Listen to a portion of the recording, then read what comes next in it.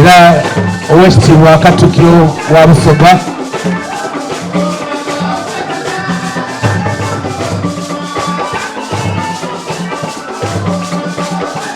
bana mwebale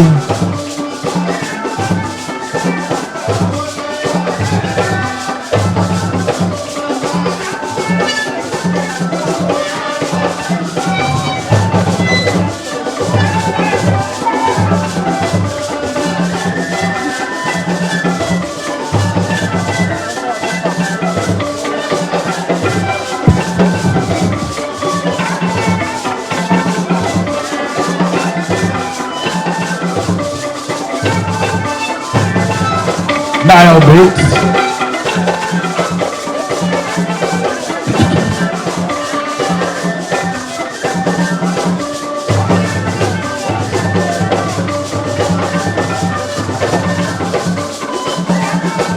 Bana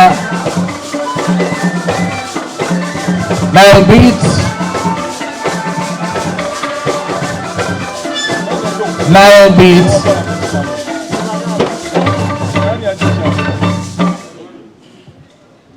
Baba Dr. Chibenge ngotwere kwebirabo bino twenze aba parliament bekola mu mulimo bayenda okuleeta ekirabo kino ayika bakyogerere mangu then Katukkiro a receiving ebire bindi. Baba Kyabazinga ni mama ine bantu tubeisusa okutuuka kwitiribona by'obufumbo obutukuvu Kibumba mwene bwawe nkabi era ife tubasabira emikisa gya Kibumba gibakulemberenga buli lukyeire mu bufumbo bwaimwe afumbibwe isaife Kyabazinga.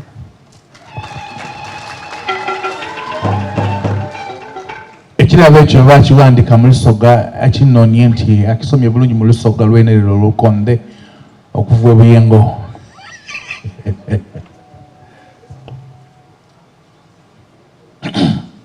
Baba mu birabo bino nga tuvaako ebyo ebiri mu bwano mu Busoga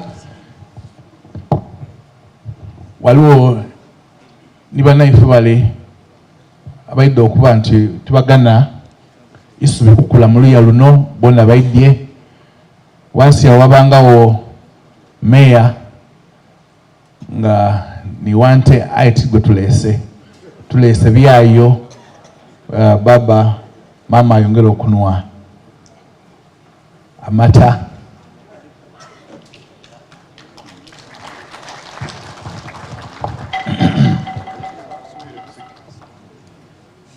bano basigini. Okay. Lata Kyabazinga abasigini bakuleeteire essaawa eno era bagisayininzeeku era amaze ogifuna mwebale ino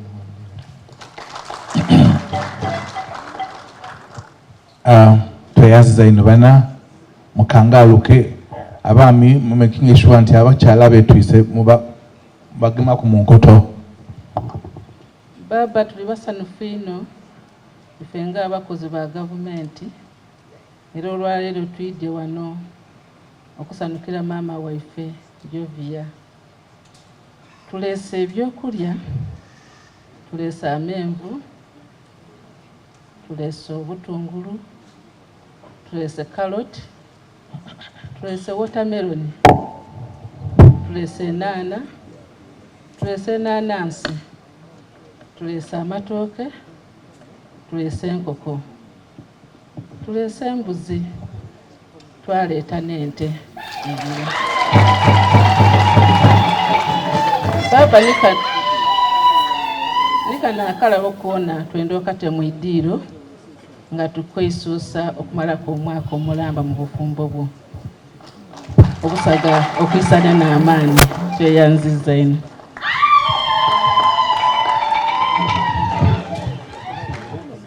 Bana ebirabo mutaberekawo tubitwale mundu era baba ajja kubyagana eyo.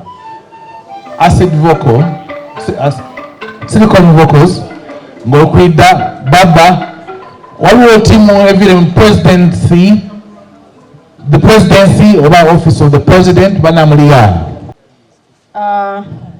Ise bantu yatawe ekitongole kya Kyabazinga Initiatives mu office ye omwaka ogwoguweire nga ebintu ebino byona byona bimuli kwogera ku wano mu lulimi olutuufu bimusinie era yakoba nti ensonga ajagigema mu mwene yata ekitongole kino mu office ye ng'ekitongole ekyo kijja kutusoloza n'ebirowoozo byaife byona byona bisobole okuba nti tufokasinga okukendeeza ebintu ebireetera Busoga okuba ni bad indicators. Aye ekitongole nga bwe mwidi kidda kwemererawo nga bakatuukiro bakobye lwa buwagizi bwa buli omu. Ekintu olwaleero kye tulina kyo wano tulina ka notebook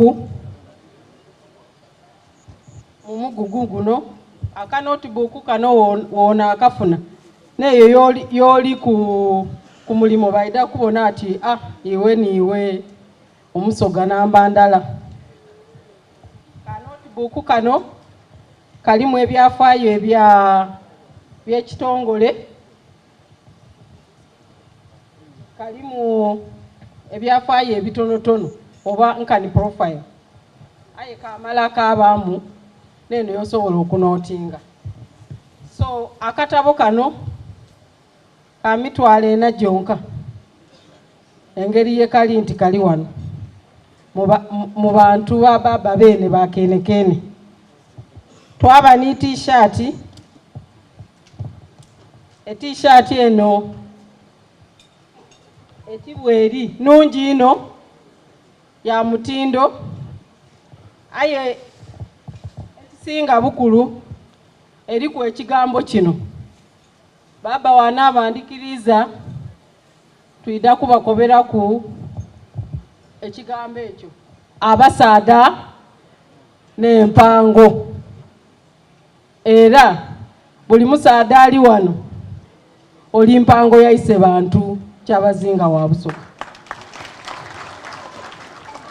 Abasaada n'empango mu buwangwa bwa Busoga mu bintu byona byona ife tuidi nti nimwe omwemerezaawo amaka n'enkulankulana y'amaka. Omusaada mu maka wabanga tayemereire mu kusoma kw'abaana, abaana tibasoma.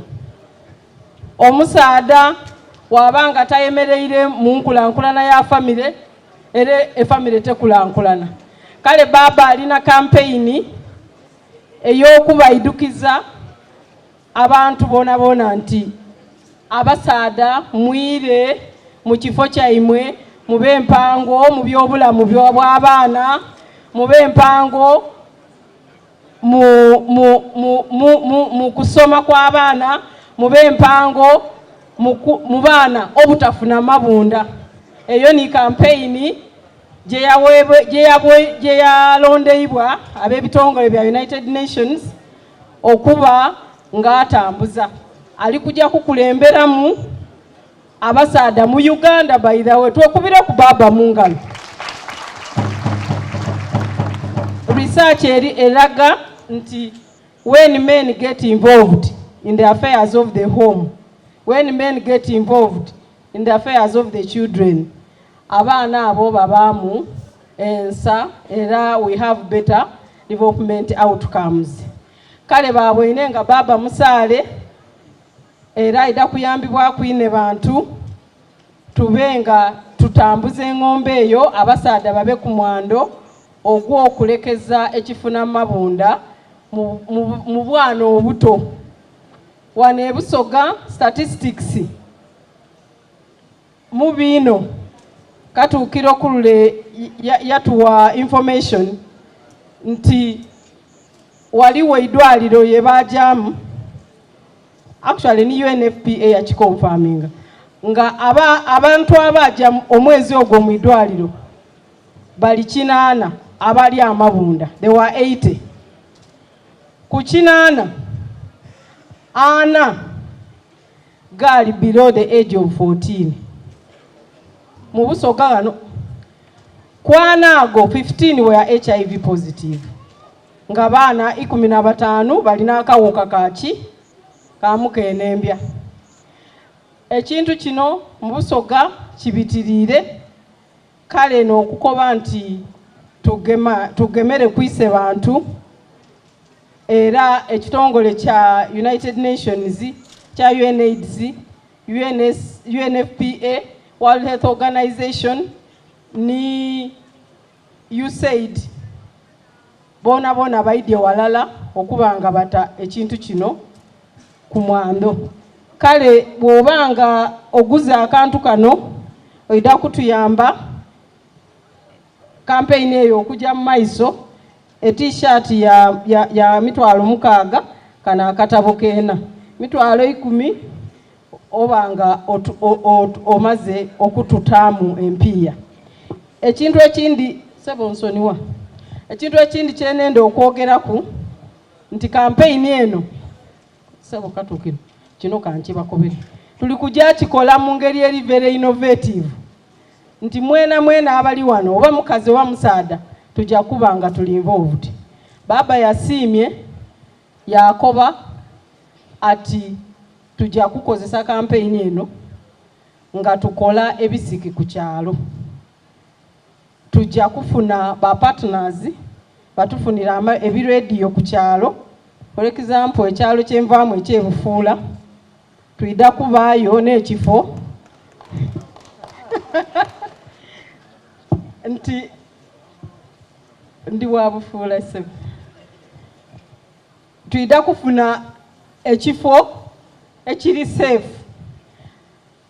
First of all tujja kusooka nga tulina abantu 10 ku kyalo. Kye tuli kukoba nti amaka gasebengerera. Kale tulijja kufuna ku kyalo omusaada w'obuvunaanyizibwa tumwete baba, tufune omukyalo w'obuvunaanyizibwa tumwete mama, tufune senga, tufune koja w'ekyalo, tufune Amira, tufune omukulu w'abakyala mu kyaki. Amira mumutegeera, Amira n'ow'omusigiti. Tufune omukulu chairman w'omusigiti, tufune ni Petero ow'okukyalo okwo. Bakola akakiiko akokubula ku baba omulenzi ni baba omuwala. Ifeira bani naze yanolwalero tibanji. Ifeira bani na ife n'abatukuumanga obutafuluma bwire. Kale omwana omulenzi kikulu ino mu kulemesa embeera eno. So tujafunayo baba omulenzi ni baba omuwala. Akumakuma baine badde waibwe ayenga ye wabuvunaanyizibwa. Kati akakiiko ako ku kyalo n'akali kujotambuza abasaada n'empango. Nga bwe tuli kujja kufuna ba partners, tufune screen ku byalo ebiri ku amasanyalaze, tufune ne radio. Nga programu eno ku TV ni ku radio abantu bagibona bagetinga involved ba discussinga ku nsonga eno. Kida kuba oti bimeeza banani yategeera ku bimeeza ni buti bikaali yombo. Kwegamba abantu babenige bakunganira nga screen eyo eri ku ebintu ebisobola okusomesa abantu. Pegano bankobye ati mu Busoga mulimu ebyalo 407. Abantu abo omwaka gunaabanga nga gutuuse baba wanasiimira baidanga kuida tube walala. Abasaada abali wano mu Idmen's Conference tujja kukola ekintu nga basaada n'abakikulembeire twide nga walala ise bantu mu mukobere ku omulamwa gwe yeguli kujja era kujja tufunye banaife era abe MTN Uganda bakoye bajja tutamu sente ninjino tuli kusuubira nti tuida kufunanga abantu kakaire nga baidye ku nsonga eyo tukyongere muki amaani. Kale tuli kubasaba obuwagizi, twabasaba n'okuba nti mukidumbira era mukyogereku. Niwo oba mukazi ikiriza nze wange naikiriza n'empango wenagula akaki ka t-shirt omusaada n'eki obe nga osobola okutambuza omulamwa guno. Neyanziza kale toyanziza wekitiibwa Yudaaya